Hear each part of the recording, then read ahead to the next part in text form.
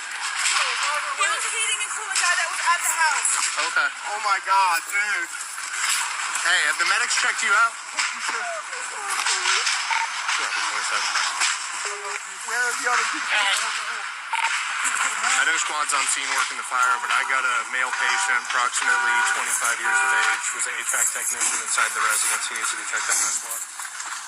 What? All right, have a seat, sir. You just need to sit down somewhere, okay?